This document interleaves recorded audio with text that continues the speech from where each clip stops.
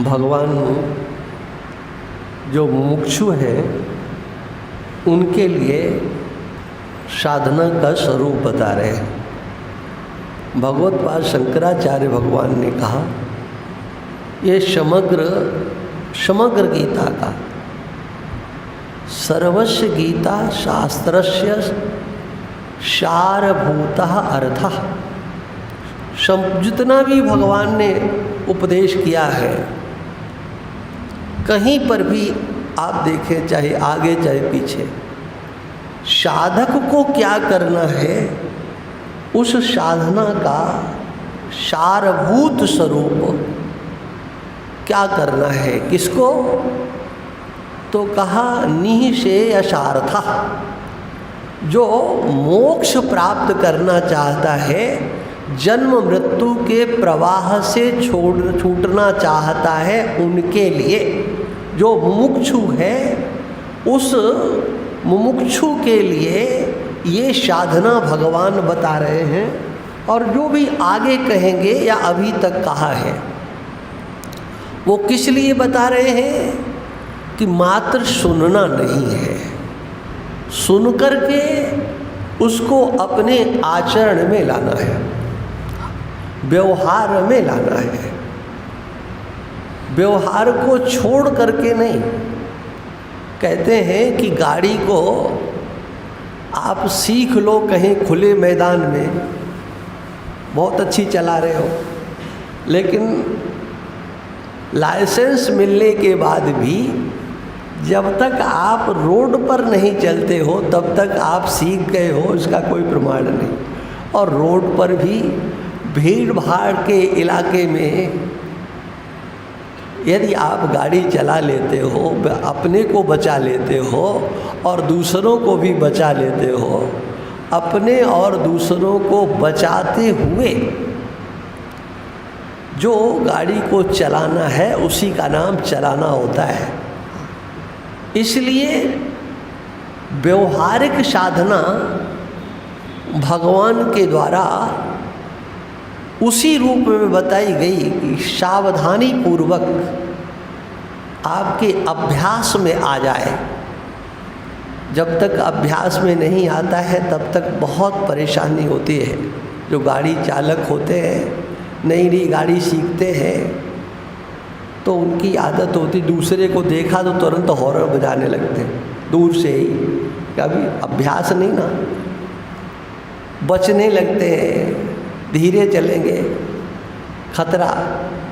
लेकिन जब अभ्यास हो जाता है तो फिर वो पीछे वालों से भी बात कर लेते हैं और कुछ कैसेट भी लगा लेंगे। अनेक प्रकार से वो व्यवहार भी करते रहते और गाड़ी भी चलती रहती, ऐसा हमने देखा। इसी प्रकार से जब साधना की परिपक्व अवस्था आ जाती है तो उसका वो समग्र व्यवहार करते हुए वह व्यवहार से अलग जैसा दिखाई पड़ता है। इसलिए वो अनुष्ठान करने योग्य है जो भगवान के द्वारा यहाँ पर बताया गया। क्या बताया गया? यहाँ पर 5 बातें भगवान के द्वारा बताई गई। ये पांचों के पांचों इसका अनुष्ठान करे। कहा कौन करे? तो बताया कि जो मेरा भक्त होना चाहिए। पहली बात, 5 बातें भगवान ने बताई हैं। मत कर्म कृत, मेरे लिए कर्म करो। मत परमः, मुझे ही सर्वश्रेष्ठ समझो, मैं ही सब कुछ हूँ, मेरे से आगे कुछ नहीं है, मेरे से बड़ा कोई नहीं है। मद भक्तः, मेरा भक्त होना चाहिए। संगवर्जितः, कहीं पर भी आसक्ति नहीं होना चाहिए और किसी से भी उसका द्वेष नहीं होना चाहिए। निर्वैरः सर्वभूतेषु, जितना जो कुछ भी जड़ चेतन जगत दिखाई पड़ता है, किसी से भी बैर नहीं होना चाहिए। किसी से द्वेष नहीं होना चाहिए।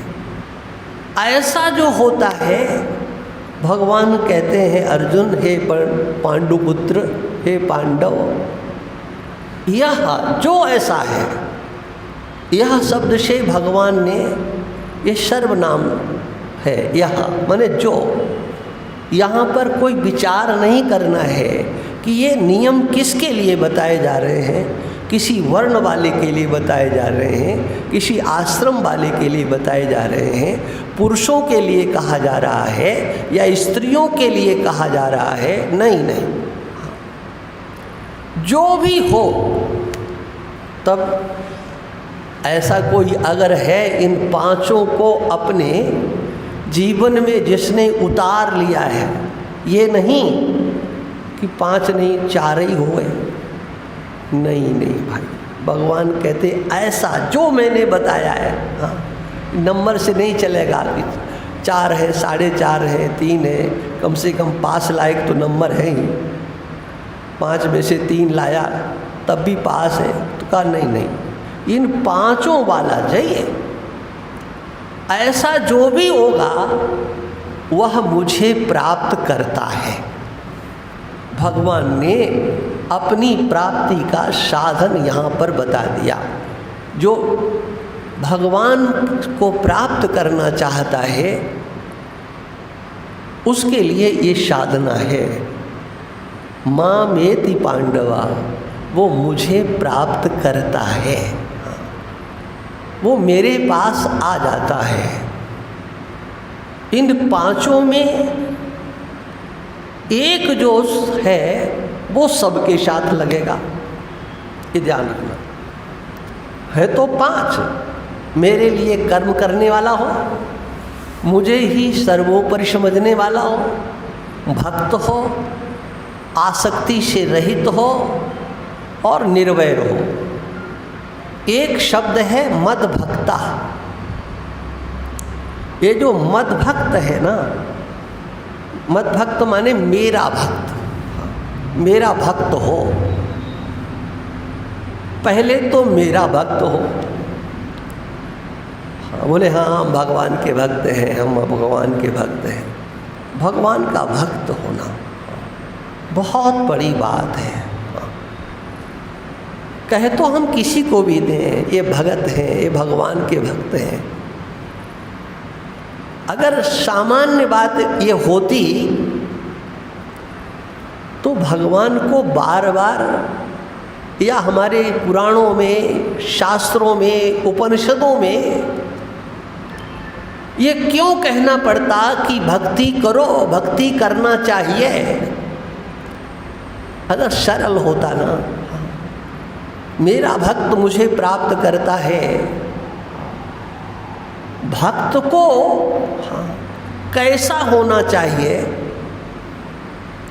इसका वर्णन बार बार किया गया। देखो, वेश मात्र से कुछ होता नहीं है। हाँ, वेश भी रक्षा करता है। यदि कोई आडंबर नहीं करता है, वेश के नाम पर पाखंड नहीं करता है, तो जो बाह्य वेश होता है वो भी हमारा संरक्षण करता है। हमने गैरी कपड़े पहने हुए हैं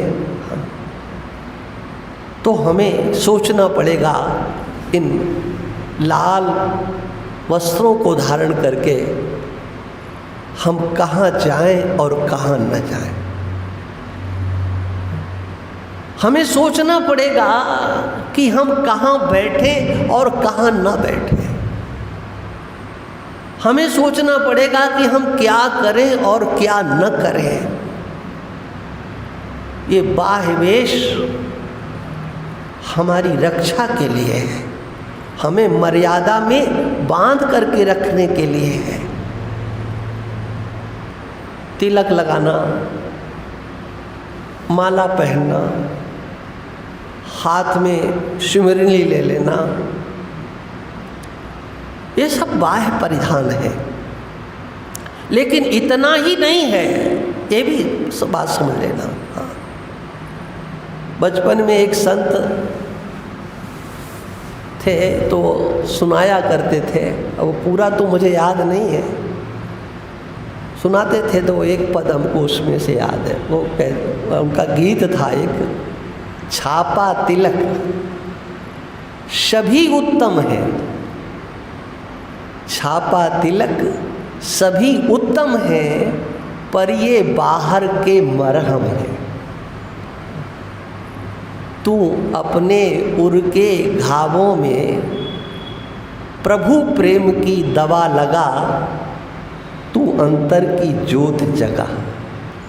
किसी को भी कह दो अरे सब लिए माला घूमते रहते क्या होता है, हाँ? भजन तो एक जगह बैठ के करना चाहिए, अच्छा है, लेकिन माला लेकर के जरा चलो तो सही। तिलक लगाने से क्या होता है, अरे तुम्हारी तो नानी मरती है ना, तुम्हें तो हिंदू कहलाने में भी शर्म आती है, तिलक नहीं लगा सकते हो, कंठी नहीं पहन सकते, रुद्राक्ष नहीं पहन सकते, चंदन की माला, स्फटिक की माला, हाँ, क्यों? इससे तो पहचान हो जाएगी ये हिंदू हैं, ये भगवान के भगत हैं। अरे लोग हंसी उड़ाएंगे, लोग घर में पूजा पाठ करते हैं तो वो तिलक लगाते हैं, क्योंकि बिना तिलक के कुछ काम चलेगा नहीं, करते हैं पूजा। देवो भूत्वा यजेत देवम, देव की पूजा देव बन करके करो।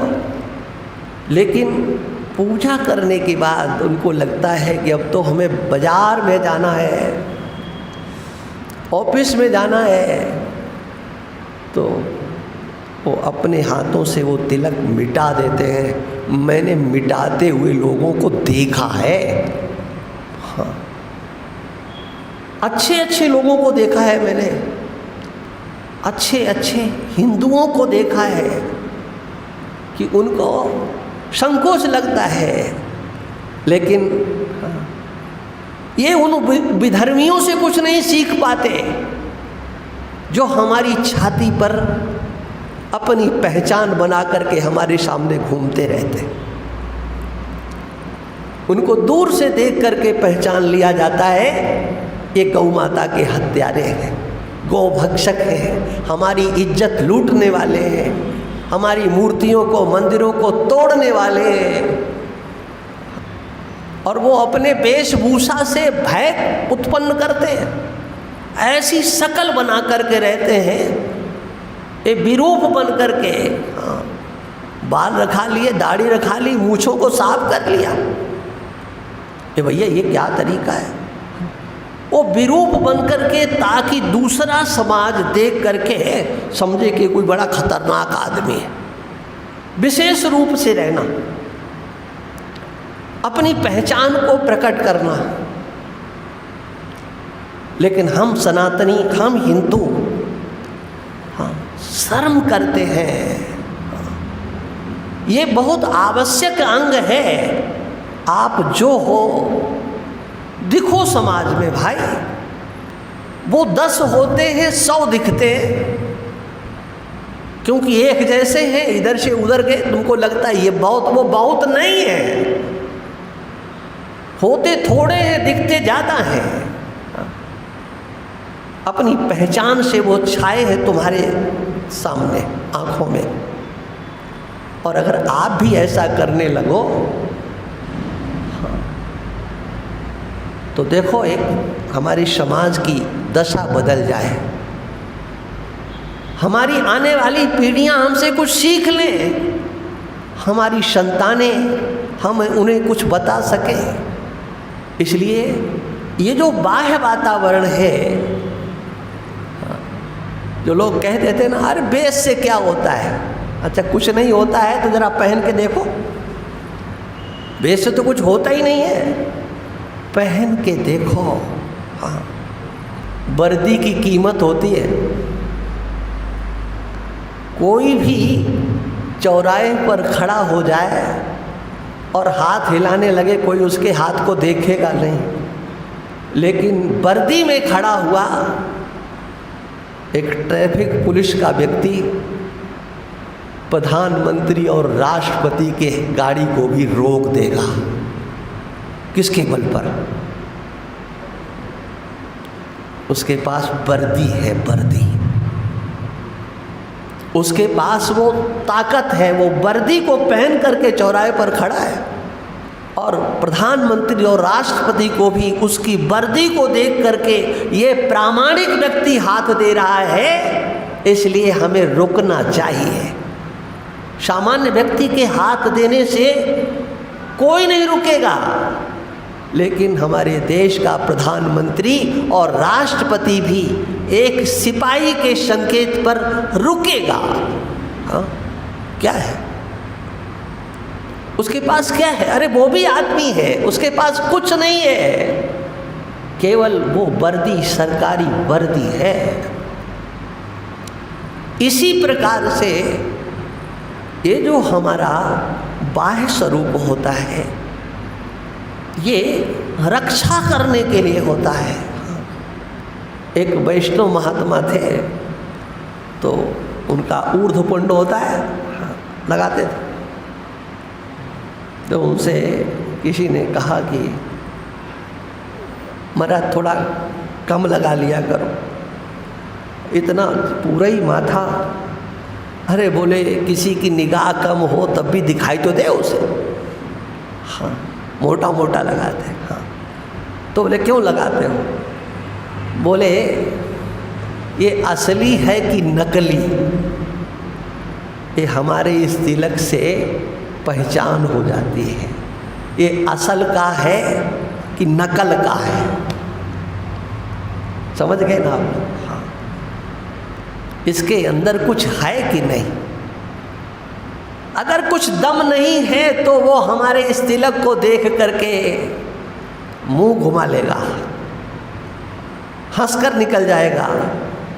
लेकिन कुछ अगर अंदर है, संस्कार हैं, तो हमारे तिलक को देख करके, इस बेस को देख करके वो हाथ जरूर जोड़ेगा।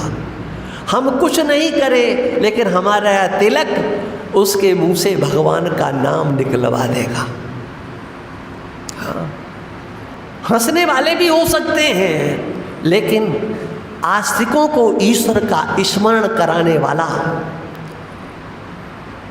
अपनी संस्कृति सभ्यता का ध्यान खींचने वाला ये बाह्य वेश होता है। अरे कोई राम राम करता है तो फल राम राम करने वाले को मिलता है, जिसको किया है उसको क्या मिलने वाला है? कुछ नहीं मिलता है जी। हाँ,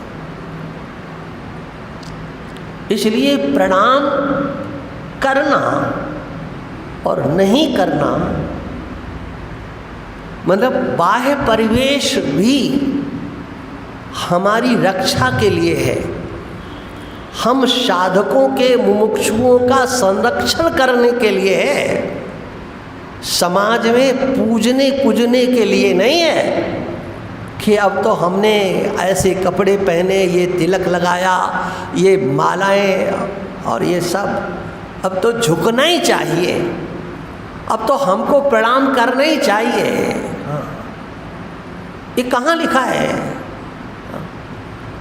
अच्छा, मान लीजिए दुनिया तुम्हें प्रणाम कर रही है, तुम्हारा उद्धार हो जाएगा, और कोई भी आपको राम राम नहीं करता है तो नरक चले जाओगे। क्या मिलेगा इससे? हाँ, कुछ मिलने वाला नहीं है। निष्क्रिय हैं आप, आपने कुछ किया नहीं है, आपको फल मिलने वाला नहीं है। ये सिद्धांत है हमारे सनातन धर्म का। कर्ता को फल मिलता है ना। भोजन आप किसी को कराते हैं तो जो जिसे कराते हैं उसे पुण्य नहीं मिलता है, कराने वाले को मिलता है। हाँ, आप करता है, हाँ, भोक्ता को कुछ नहीं मिलता है। और यही तो महात्माओं का त्याग होता है। हाँ, उन्हें भक्तों की श्रद्धा का जब भोग करने की आदत पड़ जाती है ना, तो वो छटपटाते रहते हैं। हाँ, भक्त साष्टांग प्रणाम करें। ये जो रस आने लगता है प्रणाम करवाने में, पूजवाने में, आरती हो, पूजा हो, और जब नहीं होता है ना तो बड़ी तकलीफ होती है। हाँ, ये क्या है? कैसे देऊं नाथ ही खोरे। गोस्वामी जी विनय पत्रिका में लिखते हैं, कैसे देऊं नाथ ही खोरे, बहुत प्रीति पुजाए वे पर, पूजबे परिथोरे। महाराज, हाँ, हमारे मन में यही आता है कि हमारी पूजा हो। स्वयं किसी की पूजा कर सकते हो कि नहीं? हमारे पूज्य महाराज श्री का एक स्वभाव था, और वो हमारे ऊपर एक दृष्टि जैसी, कोई महात्मा आया और उसने अगर पहले हाथ जोड़ लिए तो हमारी आफत आती थी। इसलिए सावधान रहना पड़ता था, कोई आया तो उसके पहले हाथ जोड़ के खड़े हो जाओ। हाँ, वो नहीं जोड़ पाए, हाँ, अकड़ के बैठना नहीं है। हाँ, कोई आता है तो पहले बोलो, हाँ अब ये बोले तब हम बोले, ये नहीं। हाँ, आने वाले का स्वागत करना, नहीं नहीं आ रहा है, पहले हमको दंडवत पहले, हाँ प्रणाम करें, फिर हम पूछेंगे कुशल समाचार। हाँ, नहीं किया तो अच्छा ये अपने को कुछ समझता है, प्रणाम नहीं किया। हाँ, ये अंतर की खोट है, ये कमियां हैं, ये किसी के भी अंदर हो सकती है। ये बाह है, आडंबर की विडंबना जिसके अंदर पल जाती है वो बर्बाद होता है। ये लोक है, ये तो देखता है, अच्छा इन्होंने यहाँ फूल चढ़ाया, इन्होंने यहाँ प्रणाम किया, तो चलो हम भी कर लेते हैं। उसको कोई ज़्यादा मतलब नहीं होता। ये लोक रंजन से लोगों का भला नहीं होगा और तुम्हारा भी भला नहीं होगा। इसलिए ये जो हमारा बाह्य वेश है, ये हमारी साधना में सहायक हो। हमें कहाँ जाना है? अभी आप में से कोई भी कोई मेला लगा हो, विचार करेंगे। हम अपनी बात कहते हैं कि हमको तो मार्केट की ओर जाने में भी आफत लगती है। हाँ, हाथ में खप्पर हो हमारे। जब भिक्षा लेता था तो मैं तो शहरों में भी भिक्षा करता था, यहाँ सीकर में भी, हाँ मैं भिक्षा करता था। जहाँ जाता था तब तो हमको संकोच नहीं लगता कि कहीं भी बस्ती में चले जाएं, हाथ में खप्पर है तो वो हमारा प्रमाण पत्र है कि और किसी काम के लिए नहीं जा रहे हैं, ये केवल भिक्षा के लिए जा रहे हैं। और अन्यथा हाँ, लोगों की दृष्टि होती, ये कौन, ये कहाँ आए, ये कहाँ ठहरे, ये इधर कैसे आए। बल्कि अब आज के हम परिवेश की बात नहीं करते भाई, लेकिन हमने जिन महापुरुषों की चरणों में बैठ करके अपना जीवन व्यतीत किया, हाँ, वो तो यहाँ तक कहते थे कि तुम किसी की ओर क्यों देखते हो, जिसे देखना हो वो तुम्हारी ओर देखे, जिसे देखना हो तुम्हें देखे। और तर्क से बोले बताओ, शास्त्र में कहीं लिखा है कोई भगत आया उसको देख करके और तुम्हें कुछ पुण्य मिलेगा? मिलेगा। लेकिन उनके लिए कहा गया है कि वो भक्त है, श्रद्धालु है, अगर संत का दर्शन करता है अपनी आँखों से तो साधु नाम दर्शनम पुण्यम, उन्हें तो पुण्य मिलता है, लेकिन तुम भक्तों के भक्तानियों के चेहरा देखते हो, बताओ तुम्हें क्या मिलेगा? है? हाँ, क्या मिलेगा? हाँ, वो तो हाँ, उनको तो शास्त्र कहता है कि संतों का दर्शन करो तो तुम्हें पुण्य मिलेगा, लेकिन सन्यासियों के लिए भक्तों के जो है उनको तो कहीं नहीं लिखा है कि वो भक्तों को देखे तो वाह वाह मुक्ति हो जाएगी, है? ये हमारे सब साधना के सहयोगी अंग हैं। हाँ, ये बाह्य जो परिवेश है हमारे लिए बहुत आवश्यक है। हाँ, आपके हाथ में माला हो, तिलक लगा हो, आप बाजार में कहीं भी खड़े होकर के क्या गोलगप्पे खा सकते हो? क्या खा सकते हो? ठेले पर लगा है बहुत बढ़िया, भले ही मन में खाने की इच्छा है, आप हिम्मत नहीं कर पाओगे। हाँ, मैं साधु की बात कह रहा हूँ, वो जैसा अपने वेश की शर्म है, बेशर्मों के लिए मैं कुछ नहीं कहता। इसलिए वेश का संरक्षण करना ये भी साधुओं का धर्म है कि हमने जस काछिय तस चाहिए ना चाह। आपने वेश कैसा धारण किया है, उस वेश के अनुरूप आचरण करना, यही आपका धर्म है। हाँ, और उसमें आपको कोई दोष नहीं लगता है। इसलिए ये कभी नहीं कहना चाहिए कि इससे क्या होता है। अरे करके देखो क्या होता है। हाँ, क्या होता है? हाँ, किसी भी बात को कह देने से क्या होता है?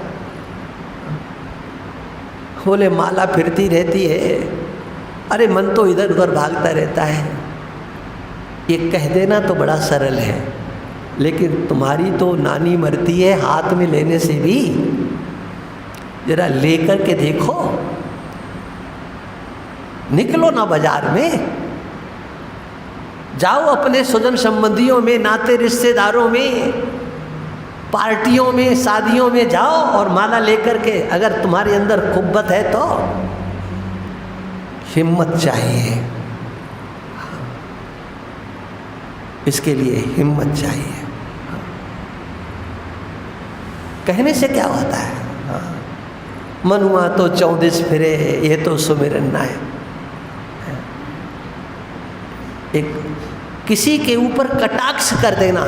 कोई कोई ऐसे होते हैं जिनका अपना कोई विषय नहीं होता है, दूसरे का खंडन करके ही वो अपना मंडन समझते हैं।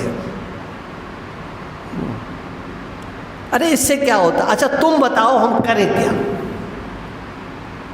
किससे होता है बताओ?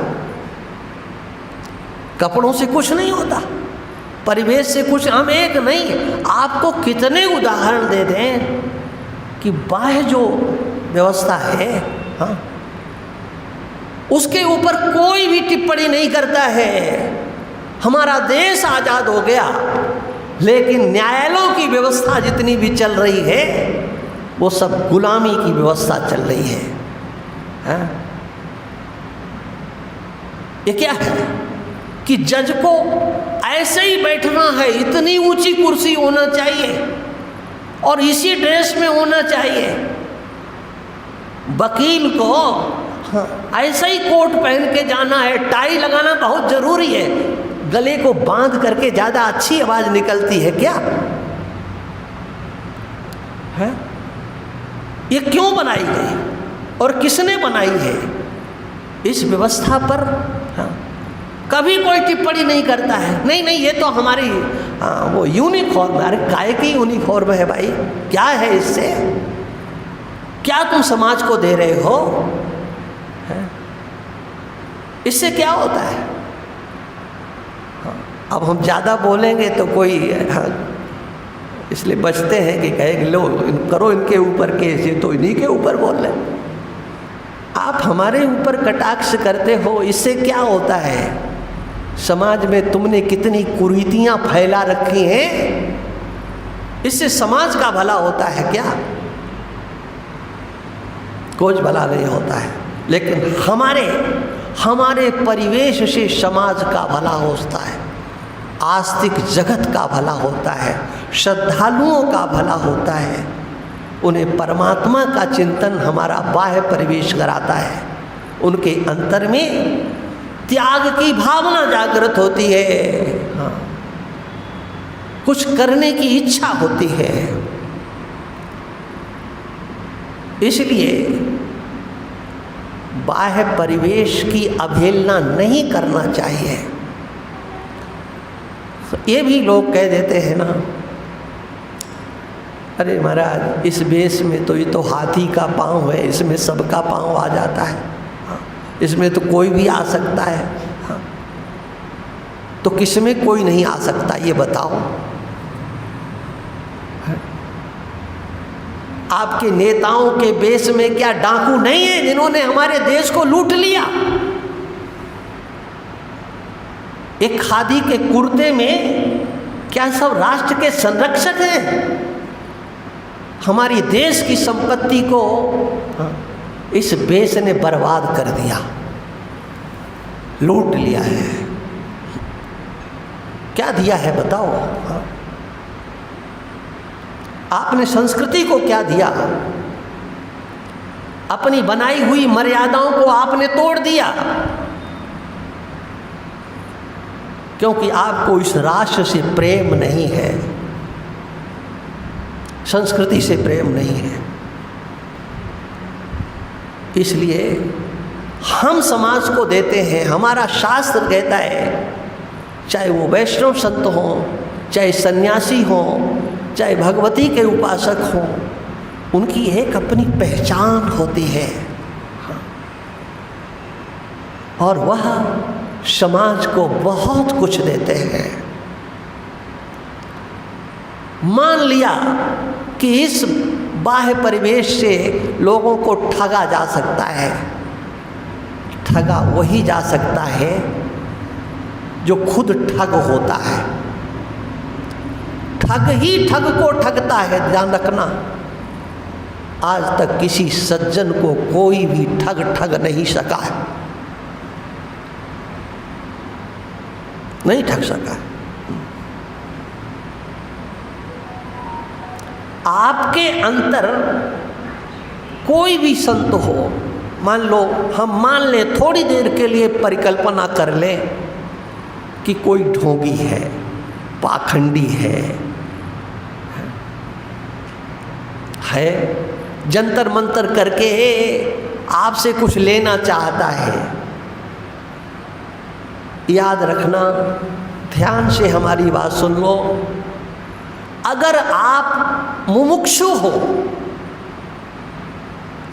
केवल आपके अंतर में मुक्त होने की इच्छा है, तो साधु के वेश में कपट करने के लिए ईश्वर भी आ जाए तब भी तुम्हारा क्या बिगाड़ लेगा?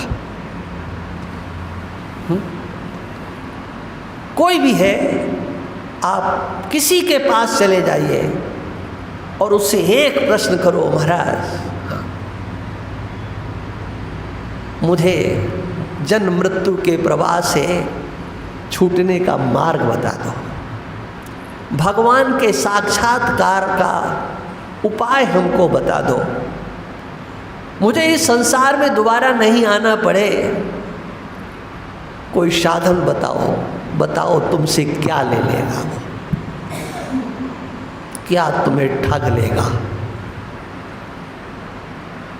लेकिन जब संसार की वासनाएं लेकर के जाओगे कि इन बाबा जी के आशीर्वाद से, इन महाराज की कृपा से ये हो जाए कि वो हो जाए, ये कोई जड़ी बूटी दे दें, ये कोई जंत्र मंत्र बता दें, इससे हमारी संसार की इच्छाएं पूर्ण हो जाएं, चाहे जन की इच्छा हो, चाहे धन की इच्छा हो, कोई भी हो, आप उससे चाहते हो, आपको ईश्वर पर भरोसा नहीं, अपने प्रारब्ध पर भरोसा नहीं, अपने कर्मों पर आप अडिग नहीं हो, आप मुफ्त का चाहते हो, आप बंधोगे, आप फंसोगे, क्योंकि आप मुफ्त का चाहते हो। एक जगह की घटना है, शायद अभयानंद जी को पता हो, जगह का नाम ही ले लेते हैं, भीलवाड़ा की घटना है, बहुत पुरानी बात हो गई। एक वहाँ मान सिंह का धर्मशाला है, वहाँ एक व्यक्ति आया अपना जंत्र मंत्र तंत्र, हाँ, और उसने कहा कि हाँ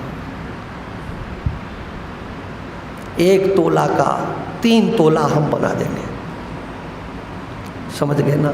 हाँ, लेकर के आओ 1 तोला का 3 तोला। अब लोग पहुँचने लगे, 1 तोला का 3 तोला हो जाएगा, और ले करके वो सबका जंतर मंतर करता गया, और धनतेरस को पूजन करके इस पोटली को खोलना है। आज से लगभग हम 20 साल पहले की बात बता रहे हैं, और लाखों का वो चूना लगा गया। हाँ, खोला सबने, कुछ नहीं था, कोयला निकला उसमें। हाँ, बोले ठग गया, ठग ले गया, ठग ले गया। तो बताओ, वो तो तुम्हारा तोला ही भर ले गया, ठग तो तुम थे सबसे बड़े कि 1 तोला का 3 तोला चाहते थे तुम। हैं? ठग कौन है? तुम नहीं ठग रहे हो। हाँ, तुम तो भगवान को भी ठगते हो भाई। हाँ, 5 रुपए का प्रसाद चढ़ा करके 5 लाख की मनौती मनाते हो। हाँ, ये कर दो तो बस जो है, हाँ, हम आपका ये भोग लगाएंगे, हमारा ये काम कर दीजिए। पहले नहीं, ये हो जाएगा तो हम ऐसा करेंगे। हाँ, और नहीं हुआ तो मैंने भगवान को ज़रूरत है कि तुम करो, इसलिए वो तुम्हारा पहले काम करे। ठग तो रहे हैं सब दुनिया में। हाँ, हम तुमसे बहुत प्रेम करते हैं, हम तुम्हारे लिए मर रहे हैं। अरे तुम उनके लिए मर रहे हो कि अपने लिए मर रहे हो? तुम धोखा नहीं दे रहे हो? इसलिए सच्चाई के साथ जीवन व्यतीत करने वाला, उसका कोई क्या बिगाड़ सकता है। लेकिन जब हमारे अंदर कोई कमी होती है, कोई कमजोरी होती है, तो हम कहीं न कहीं पकड़े जाते हैं। इसलिए आवश्यकता है ईश्वर से जुड़ने की, सच्चाई से जुड़ने की। ये हमारे यहाँ कुछ भी पाखंड नहीं है, ध्यान रखना। जो स्वयं के पाखंडी होते हैं, हाँ, उन्हें सब कुछ पाखंड दिखाई पड़ता है। इससे क्या होता है, इससे क्या होता है, हर बिंदु पर टिप्पणी करना, अरे हम नहीं मानते। और जो ये कहते हैं ना कि हम कुछ नहीं मानते हैं, हमें इस पर विश्वास नहीं, वही औंधे मुंह गिरते हैं। हाँ, कहीं YouTube पर देख लेते हैं कि हाँ ये जो है ज्योतिष के जानकार बताते हैं ये कोई जंतर मंत्र, तो सबके सामने जाने में तो नाक कटती है, और उन्हीं के गिड़गिड़ा करके हाँ कुछ उपाय अच्छा हो सकता है तो बताओ।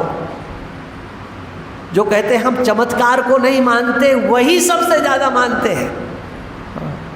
उनके अंदर हाँ, ये होता है कि हो जाएगा तो ठीक है, और नहीं तो हमारा सिद्धांत तो ही हम कुछ नहीं मानते।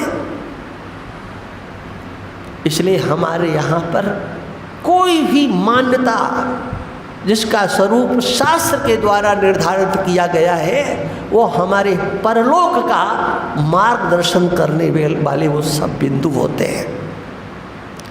अरे माता देवता है, पिता देवता है, ये उपदेश क्या है? देवियों के लिए पति भगवान है। ये हमारी वासनाओं को नियंत्रित करने का इससे अच्छा कोई साधन हो सकता है? जो तुम्हारे सामने है वो देवता है। हमारे यहाँ पर जो भी मान्यता है उस मान्यता का कार्य है आपको आगे ले जाना। इसलिए बाह्य परिवेश को लेकर के कभी टिप्पणियाँ नहीं करना। हाँ, बाह्य परिवेश के साथ साथ अंतर हृदय भी ठीक होना चाहिए। और अंतर हृदय ठीक है वो केवल नेत्र बंद करने से पता नहीं लगता है। तुम्हारा अंतर हृदय